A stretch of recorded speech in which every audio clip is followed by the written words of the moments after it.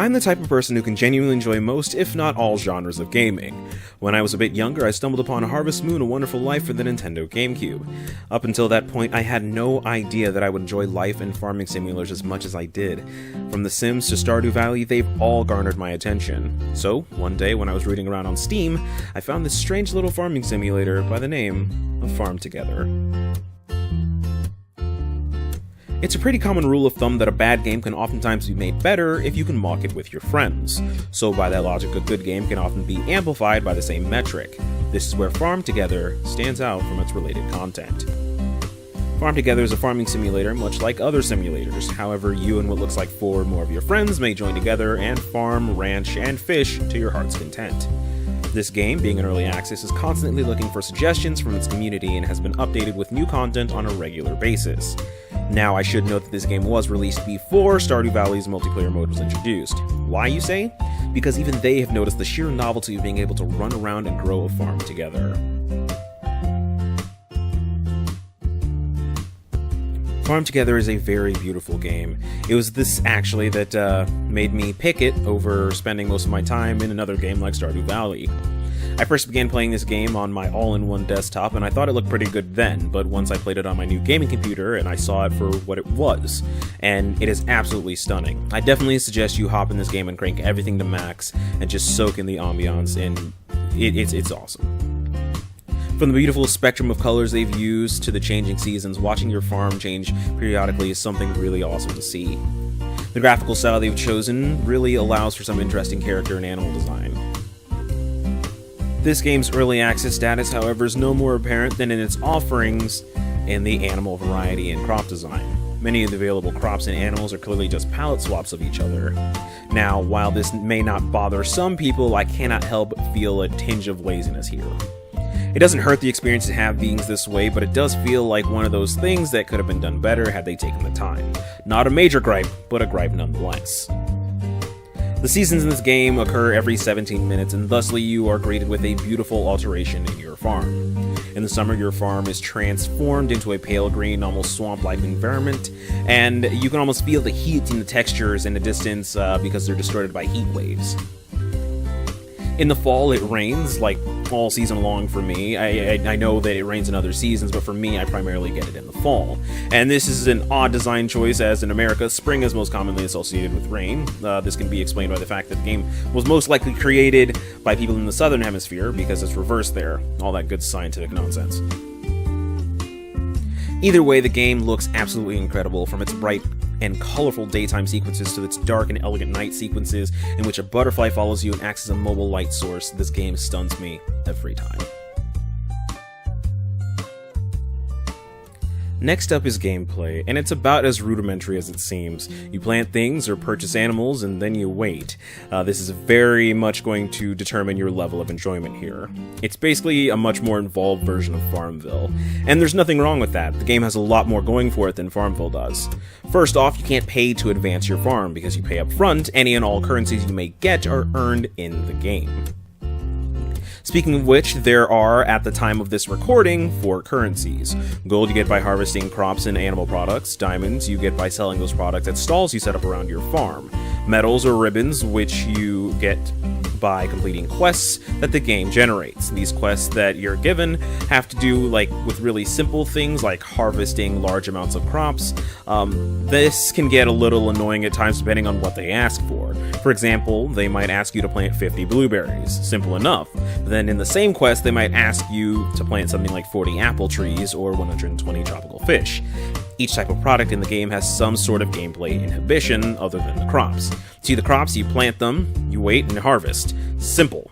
You can water them to shave off a few minutes, but because it rains in the fall for me, I oftentimes don't even bother to water them. Things that grow on trees are an issue because they're permanent installments. 40 apple trees start to look really annoying later, as trees actually produce a very small amount of money relative to other products. The only caveat to this is that they produce fruit and their byproducts more often. The problem with animal quests is that animals need to be fed in order to produce their product. So in order for your chickens to lay eggs or your cows to lay milk bottles, you have to feed them. If their food is empty, their timer stops. This can get really annoying at times, but I get it. It makes sense. The developers did recently add an item that automatically feeds your animals for you at the cost of 4 ribbons. And that's what I call a gameplay loop. Lastly, the fish operate in the strangest of all of these cycles. You see, when you fish, you are given a random number of fish. So planting 20 fish does not mean that you are going to get 20 fish when the time comes to harvest them. You can get anywhere between 0 and 20. Finally, the last form of currency that was just introduced are tickets. Tickets are obtained by doing various tasks in your house to get things for your house. Nothing too special here.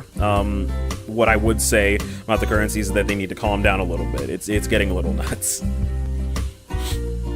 Harvesting crops is very simple, but ways to improve them in farming games are always appreciated. This is why the game offers a tractor. Yes, that's about it, but the tractor is actually quite useful. It can mass harvest a lot of things. From crops to trees to eggs for some reason, it's all good. It can harvest up to 9 spaces at a time, so it would behoove you to plant accordingly. Tractors, however, use fuel. You can't use fuel until you've obtained at least 2 ribbons, which you get and then use to buy a fuel pump. One thing to note about this is depending on how many people regularly work on your farm, one fuel pump will quickly become insufficient. The space on your farm can be upgraded, one extremely large block at a time, using your diamonds. You can expand your farm to include various types of landscapes, some more useful than others. So when you get to a certain size, it would be helpful to add points of interest markers so that you can quick travel. It's a nice little feature that means you can constantly refuel and go back to farming without a lot of downtime. Finally, for those of you who really enjoy decorating, this game offers quite a bit in that department to make your dream farm come into fruition. I, for one, adore this feature, and it makes the game that much more satisfying to really see your farm blossom from just a place where crops grow to a place that it makes your character kind of seem like they live. I know it's weird, but if you played Life Sims, you get what I mean.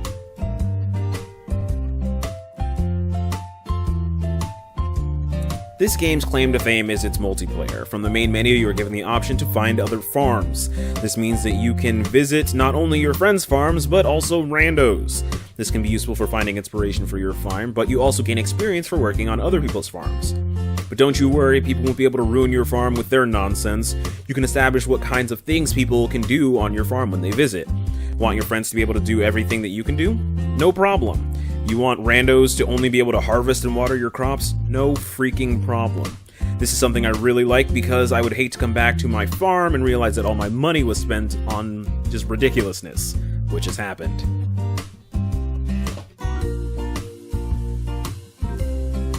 Sound-wise, this game does exactly what it needs to do. Rewarding chimes when you accomplish something, and sound effects that echo the tractors that you're using. And not all the tractors that are available sound the same, which is actually a really neat feature.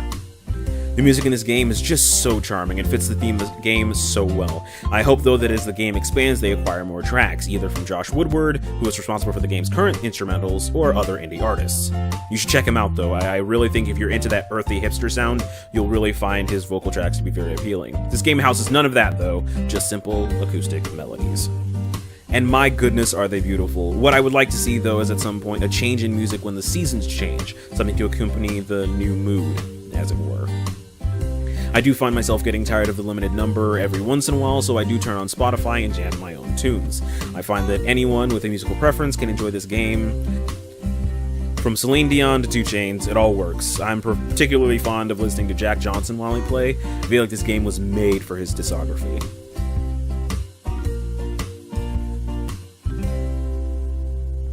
Honestly, this game is just so very charming. It grows more and more. Every time I turn around, there's a new update bringing new types of animals, crops, and overall things to do.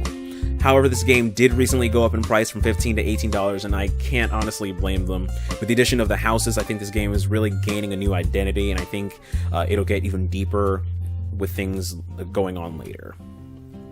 Right now, I'm going to give this game a solid and well-earned B. This game is everything I want in a relaxing time waster. There's just enough depth here to keep me entertained between other games that I'm playing.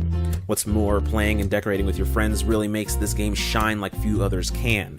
The amount of time I've spent in this game, making my farm what it is, and just hanging out with friends has been absolutely golden. I would highly recommend this game to any and everyone who enjoys time wasters and teamwork. Stay perfect. Hey there, thank you so much for watching the video. Make sure to sound off in the comments if you like what you saw. Make sure to like, subscribe, and share the video. If you didn't, hey, sorry to hear that, but you might like something else on the channel. Who knows? And if you got the time, make sure to check all the links in the bio. Got things from our merch store to our Twitters, and hell, might be a giveaway in there.